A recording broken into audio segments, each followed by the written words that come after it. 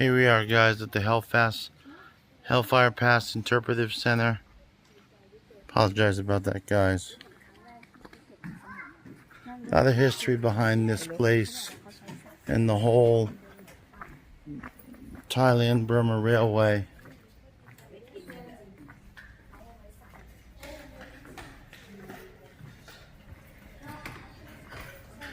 Swatika.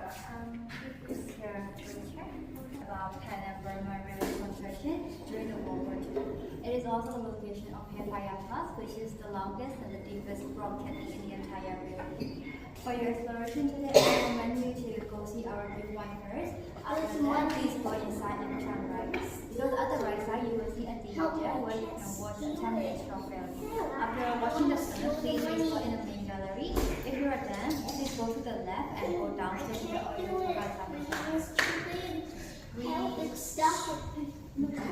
That's so rude. We have two distances of trail, the short distance and the long distance. The short distance is about 500 meters, the long distance is 2.5 kilometers.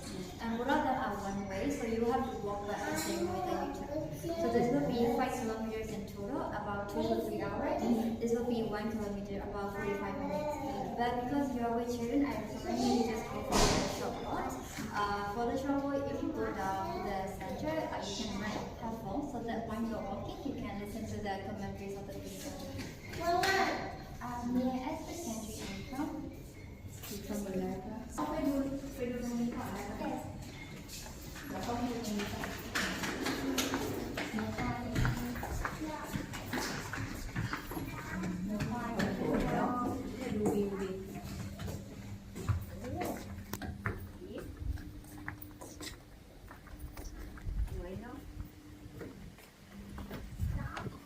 Beautiful mountains around us.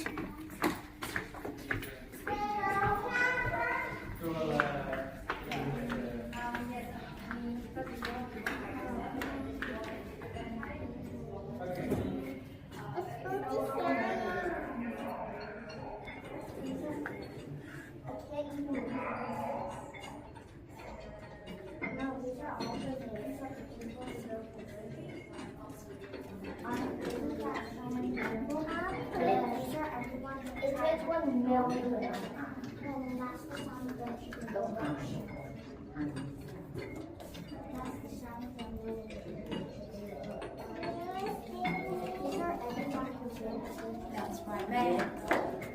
ที่เราเดินผ่านเนี่ยมีชื่อคนที่ตายตรงนั้นหมดเลยแม่ลองดูจำนวนดู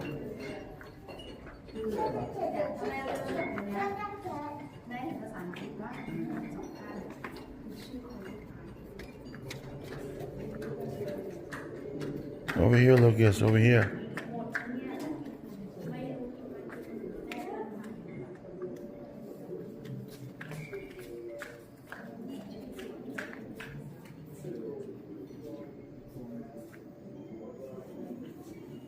It's so dark.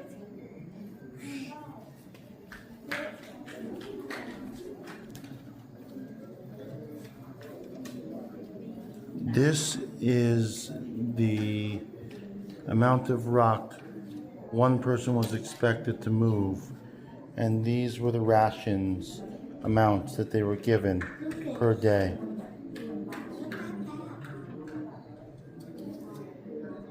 This was pulling out rocks.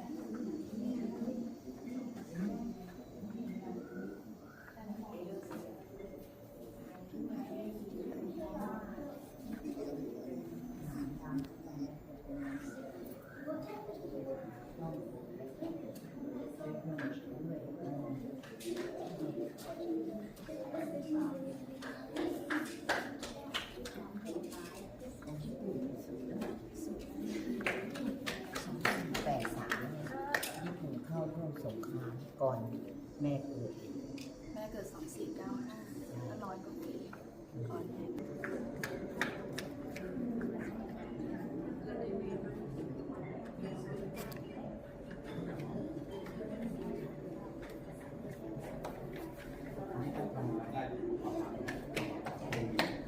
Papa, come stand. I'm stand.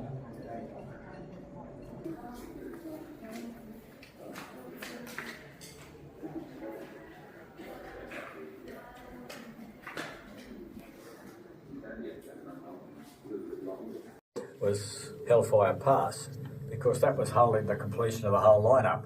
I mean, they had to build bridges over rivers and they had to build roadbeds and all sorts of things. But this mountain, or hill, or two hills it was actually, was more or less solid granite.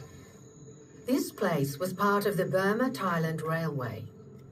In 1941, the armed forces of Japan swept westward into Southeast Asia, through Malaya, and in time through Indonesia, the Philippines, New Guinea, and Pacific Islands. They moved through neutral Thailand to support an invasion of British-ruled Burma, now Myanmar. There they threatened India. The place where you are became part of that story when the Japanese faced the problem of supporting its troops in Burma. They were concerned about the vulnerability of Japanese shipping from submarines in the Indian Ocean, going around Malaysia and up there to supply Burma. So the concept was to have this railway going through from Thailand through to Burma, where they could supply their Burman troops that way. This place, Konyu Cutting, was the deepest and longest cutting along the line of the Thai-Burma Railway, which the Imperial Japanese Army forced through to speed supply and reinforcement of its forces in Myanmar. Their workforce was not Japanese. This place saw a workforce of thousands, drawn from British, Australian, Dutch, and American prisoners of war, captured during the sweep through Southeast Asia and Malaya, and at the fall of Singapore, and thousands of Asian labourers, or Romusha. Hundreds of thousands of civilian slaves. They won't tell you the truth, of mostly Tamil Indians and the poor Malayans and all of that. If we had a bad time, they had a shocking time. They had no organisation. They had no one to lead them, no one to help them, and they died in their tens of thousands.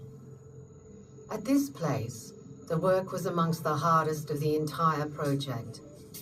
During what the Japanese termed the Speedo period, from April to August 1943, when the working day could stretch to 18 hours or more, it was the most brutal place, and its death toll can never be accurately known.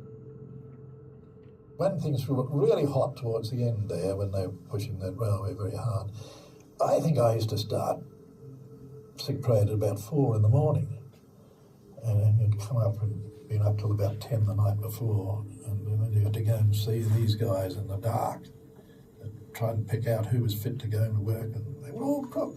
Work gangs were labouring here in daylight and in darkness, when bamboo flares and lamps lit the site.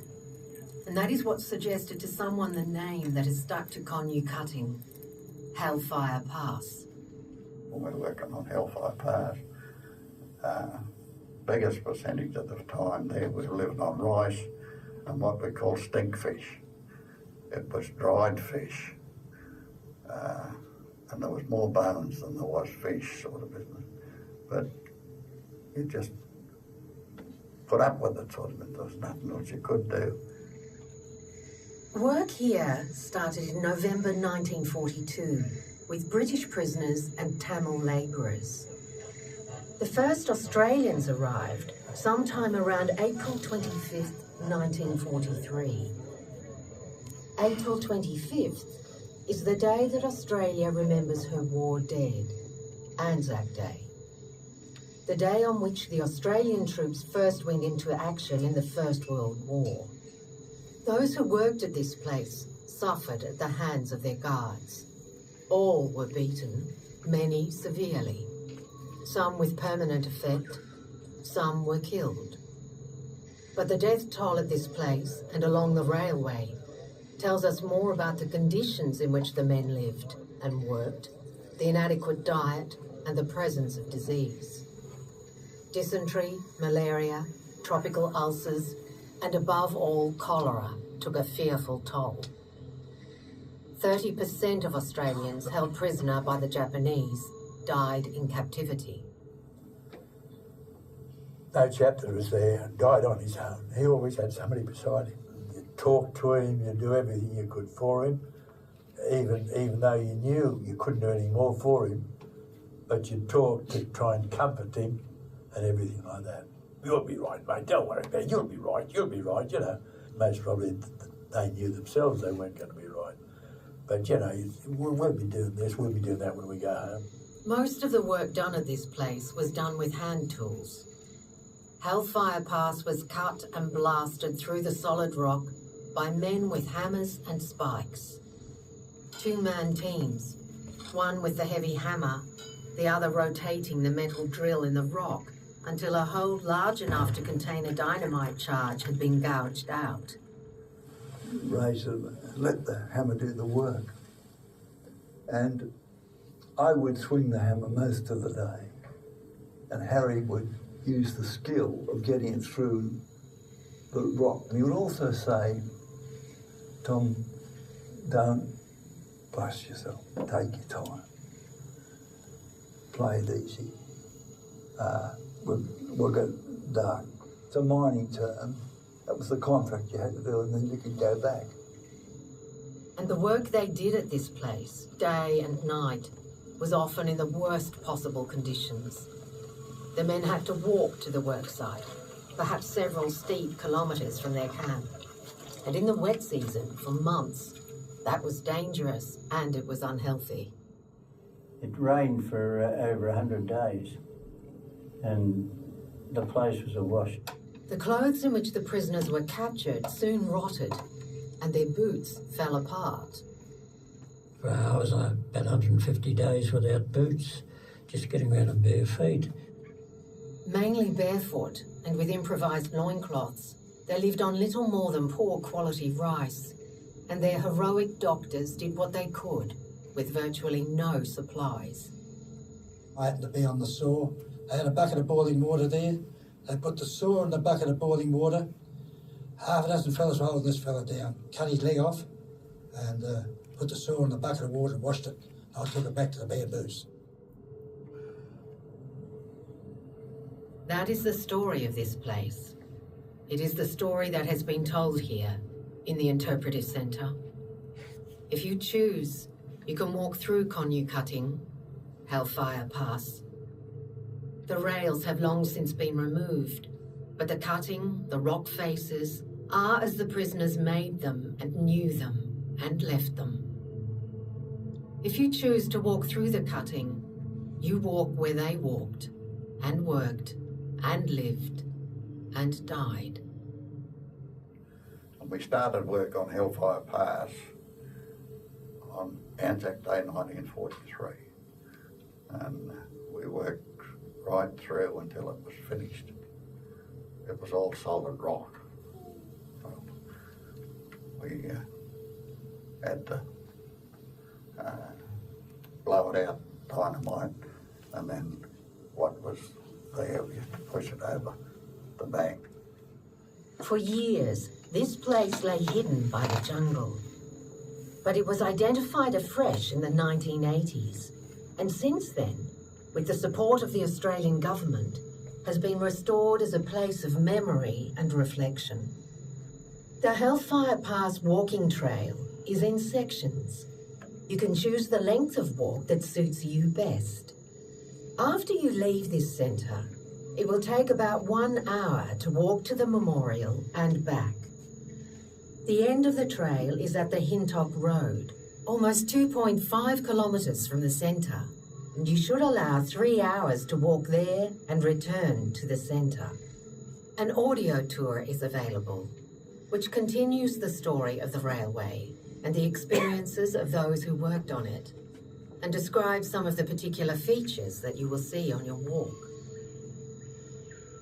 Please be aware that there are some steep sections, that the ground underfoot can be slippery, and that while there are some rest stops along the way, there is no water, and the centre does not operate a pick-up and return service.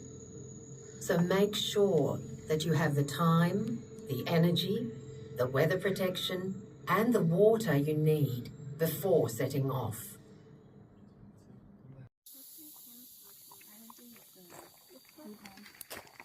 But we in the jungle. I've done my blanket. Look at this boy. From up there with the curl down to there. Look, right here. Ants. A lot. Yeah, many. Oh yeah. Look, and that's the peanut, that big black one. Come on, guys. Read all the signs.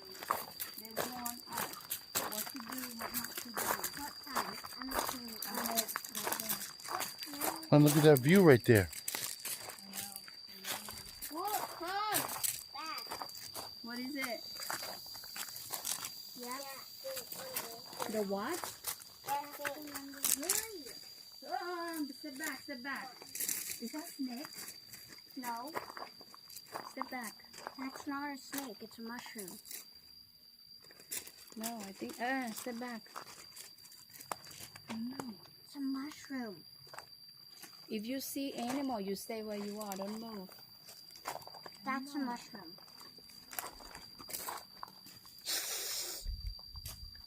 It's a mushroom. Mama, it's a mushroom. I see the stem. Can you agree that's a mushroom? We're not going to stay to find out, Macy. Let's go. That's a mushroom, Mama. It's connected to a root. Lucas, come on. Okay, that's the thing that you saw before. Cannot touch, cannot go close. If Even you if touch it's it, for you're months. gonna explode. Yeah. Like uncontrollable. But the ones in America that are orange and white. I never seen that one in America. Yeah, in America they have black and orange. Here's the beginning of the pass, guys. Mommy, no. Hellfire Pass.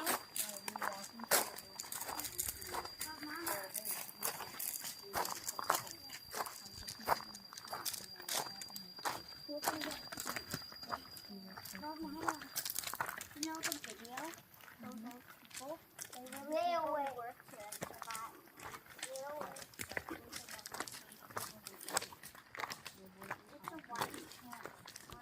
Do not touch any of the memorials, guys. Here we are, Hellfire Pass.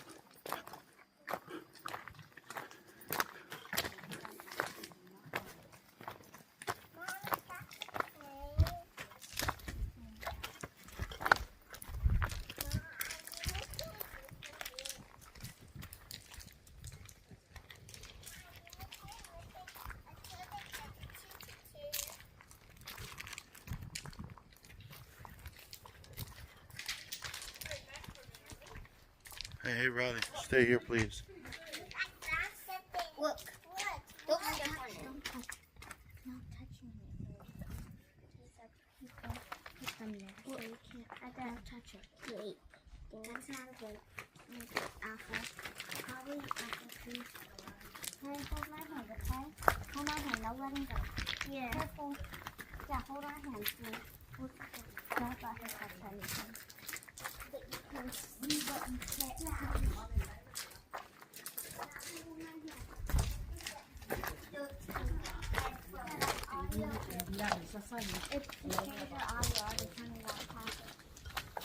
Nothing prepares you for this, guys.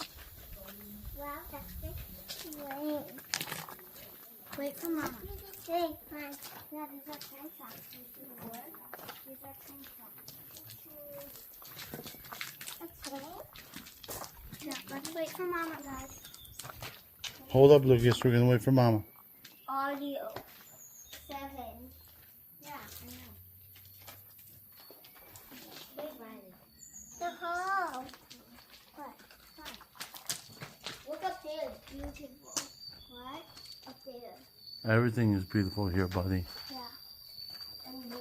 And historic. Why didn't flowers on there? They leave flowers on people. Why did they leave flowers there? Because they're leaving it as a memorial for their loved ones or for people who have passed. Riley, come here. Give me your hand. I know, it's okay. Here we are, guys. You need to be here to really feel everything that happened here.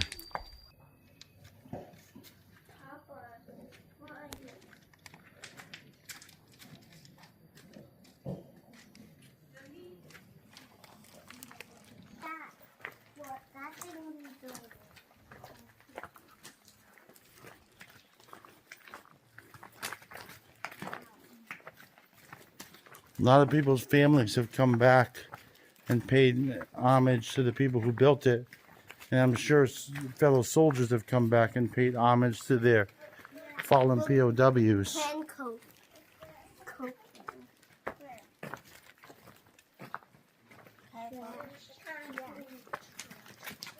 We're not one of them. No. But that's where the picture was in the video, right?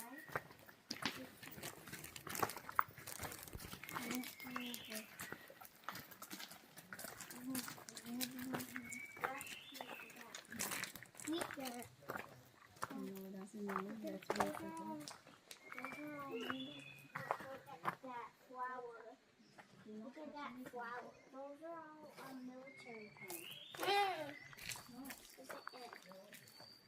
Those are all military things. Military people got that for wars and stuff. Yeah. Listen. More books. In memory of Sir Edward Weary Dunlop. He's a doctor here helping people. These doctors provided leadership, helped.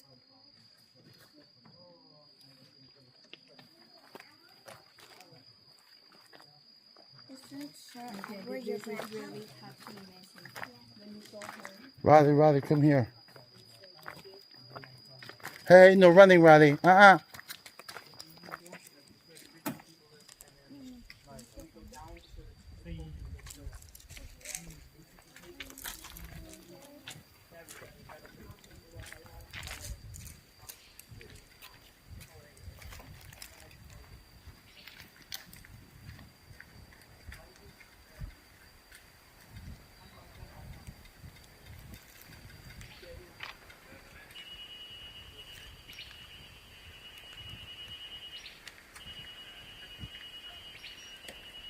Nothing really prepares you for this.